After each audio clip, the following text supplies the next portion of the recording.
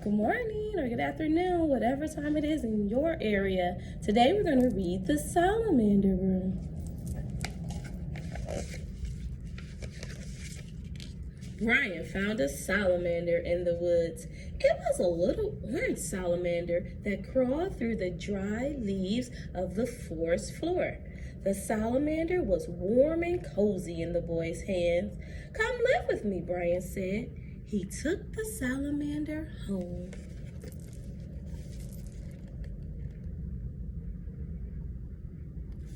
Did you know that there are 16 different types of salamanders? After this video, go ahead and research that.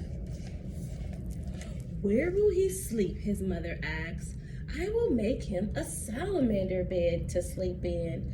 I will cover him with leaves that are fresh and green and bring moss that looks like little stars to be his pillow for his head. I will bring crickets to sing to him to sleep and bullfrogs to tell him good night stories."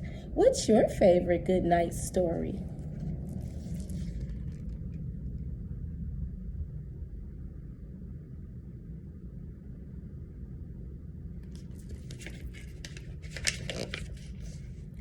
And when he wakes up, where will he play? "I will carpet my room floor with shiny wet leaves and water them so he can slide around and play. I will bring tree stumps into my room so he can climb up the bark and sun himself on top. I will bring boulders that he can creep over." He's really thinking about the salamander's habitat, and he's bringing all of those things inside of his room. But my question is that room going to be conducive for Brian after he does all of this? What do you think?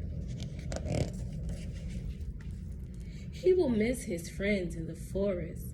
I will bring Salamander's friends to play with him. I wonder what kind of friends he's going to bring.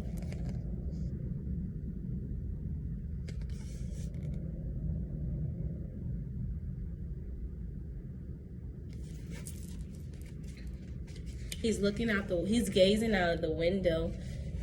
I bet he's wondering, where are all my friends?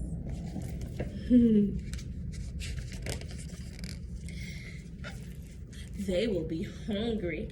How will you feed them? I will bring insects to live in my room, and every day I will catch some and feed the salamanders. I will make little pools of water on top of boulders so they can drink whenever they're thirsty. Do you know what a boulder is? A boulder is a large rock. So he has wet leaves, tree stumps, moss, boulders. He has a lot of stuff in his room. The insects will multiply, and soon there will be bugs and insects everywhere. I will find bugs to eat, the extra bugs and insects. The bullfrogs will eat them too. Do you know what sound a bullfrog makes? Look how happy Brian is. He's really excited about creating a habitat inside his room for the salamander.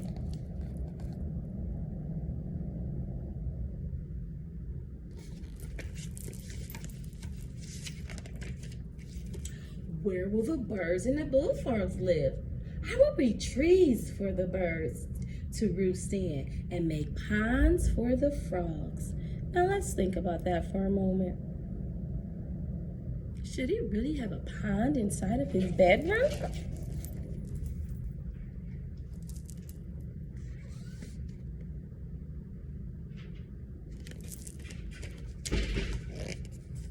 Birds need to fly. We can lift off the ceiling.